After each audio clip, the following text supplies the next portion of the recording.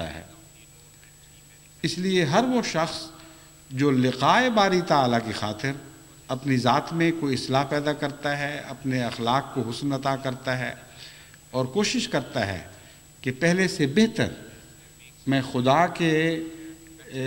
وصال کے قابل بن جاؤں، ایسے شخص پر پھر خدا خود نازل ہوتا ہے اور اس کے نزول کے ساتھ پھر باقی اصلاح ہونی شروع ہو جاتی ہے۔ بس یہ جو مضمون ہے اس کو سمجھتے ہوئے رمضان شریف میں اپنے اوپر غور کریں۔ بعض دفعہ جو خدمت سلسلہ کرنے والے خط لکھتے ہیں ان سے معلوم ہوتا ہے کہ ابھی بہت ہی اصلاح کی گنجائش ہے اور بہت تکلیف دہ حالت ہے۔ میں نے ایک لمبا سلسلہ خطبات کا شروع کیا تھا مختلف اخلاق پر زور دینے کے لیے، مالی لین دین، سلوک، بیویوں سے سلوک، خامدوں سے سلوک، دوستوں سے گفتگو میں، طرز تکلم میں اصلاح وغیرہ وغیرہ۔ وہ اگلی صدی میں داخل ہونے کا بہانہ سامنے رکھ کر تاکہ اس طرح جماعت میں ایک ولولہ پیدا ہو، جوش پیدا ہو، میں نے وہ باتیں بیان کی۔ لیکن حقیقت میں تو ان باتوں کا صدیوں سے تعلق نہیں تھا، وہ ایک دائمی حیثیت، دائمی اہمیت کی باتیں ہیں۔ حقیقت میں ان باتوں کا صدیوں سے نہیں بلکہ ہر آنے والے لمحے سے تعلق ہے، کیونکہ خدا تعالیٰ کی وہ لقاء جو زبردستی کی لقاء ہوگی، ہمارا اس میں اختیار نہیں، ہم نے بہرحال لوٹ کے اس کے پاس جانا ہے، وہ تو صدیوں کا انتظار نہیں کیا کرتی، اس میں تو لمحے لمحے کی بھی ہمیں خبر نہیں، اب ہوگی یا اگلے لمحے ہوگی۔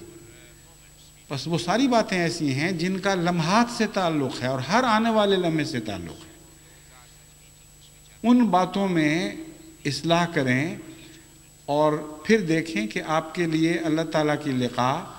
زیادہ آسان ہونی شروع ہو جائے گی۔ اور بعض دفعہ اخلاق کی ترقی کے ساتھ انسان جزوی طور پر خدا کو اس طرح پانا شروع کر دیتا ہے کہ اس کو پھر چسکا پڑ جاتا ہے، پھر وہ آگے بڑھتا چلا جاتا ہے، پھر اور آگے بڑھتا چلا جاتا ہے، اور جو لقاء کا لطف ہے وہی اگلے قدموں کے لیے غذا بن جاتا ہے۔ لیکن اگر وہ لطف ہی نصیب نہ ہوا ہو تو اگلے قدم کے لیے طاقت نہیں ہوتی،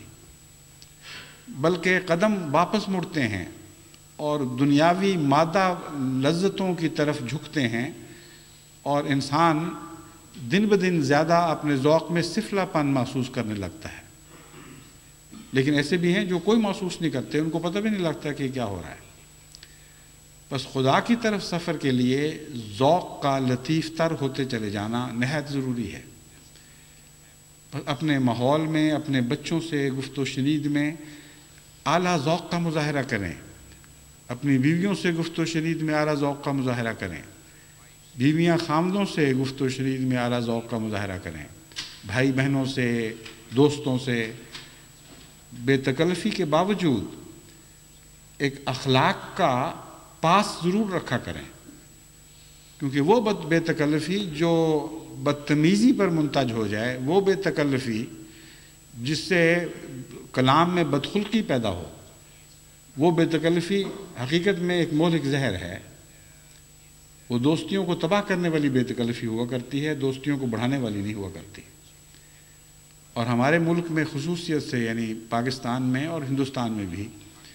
اب یہ کثرت سے رواج ہو رہا ہے کہ بے تکلفی اور دوستی کا اظہار گندی گالیوں سے کرنا ہے، اور یہ گندی گالیاں پھر آہستہ آہستہ ایسی عادت بن جاتی ہیں کہ اس میں انسان کو شعور ہی نہیں رہتا کہ میں کیا کہہ رہا ہوں اور کر کیا رہا ہوں۔ ہمارے ایک خادم سلسلہ نے خدام الاحمدیہ کے اصلاحی دوروں کے سلسلے میں حیدرآباد ڈویژن کا اور بعض دوسرے علاقوں کا سفر کیا، تو ان کا بڑا تکلیف دہ خط موصول ہوا۔ انہوں نے کہا کہ ماحول کو تو میں جانتا ہی ہوں کیا حال ہو چکا ہے، مجھے تعجب ہوا کہ بعض دیہاتی احمدی جماعتوں میں بھی زبان کی صفائی کا خیال نہیں ہے، عام روزمرہ گالیاں دینے لگ گئے ہیں محاورے کے طور پہ، ہل چلا رہے ہیں تو اور کچھ نہیں، بیل کوئی گالیاں دیتے جاتے ہیں صاحب۔ کس قدر بے وقوفی ہے۔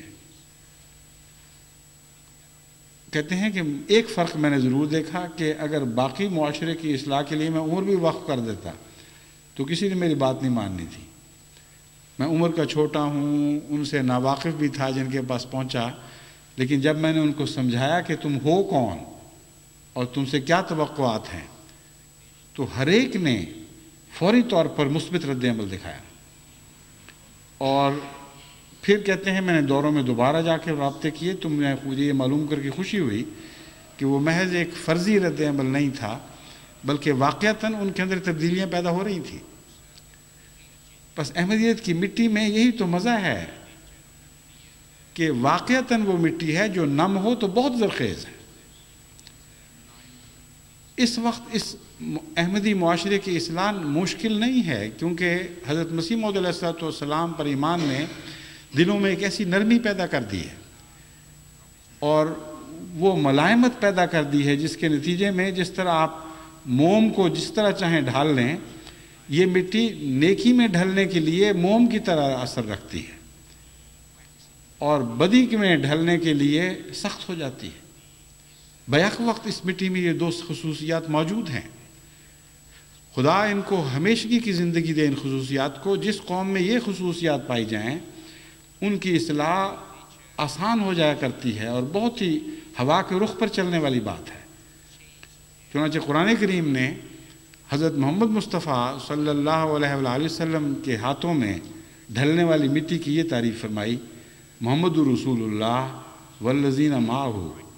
اشداء علی الکفار رحماء بینہم۔ یہاں جو اشداء علی الکفار میں سختی بتائی گئی ہے، دراصل کفار کی عادات کے خلاف سختی مراد ہے، کفر کے خلاف سختی ہے۔ جہاں تک بدی کا تعلق ہے، وہ بدی ان کے اوپر اثر ڈالنے کی کوشش کرتی ہے اور نامراد رہتی ہے، وہ ان کو اپنے رنگ میں ڈھال نہیں سکتی۔ لیکن جہاں مومنوں کے اثر قبول کرنے کا معاملہ ہے، فرمایا رحماء بینہم، وہ نہایت ہی نرم اور بہت ہی تعاون کرنے والے اور جھکنے والے اور ان کے سامنے مٹ جانے والے لوگ ہیں۔ بس جو کوشش بھی آپ آج جماعت احمدیہ میں اصلاح کی کرتے ہیں، اللہ تعالیٰ کے فضل سے جماعت احمدیہ کا رد عمل عام دنیا کے رد عمل کے مقابل پر ایک بالکل جداگانہ رد عمل ہے۔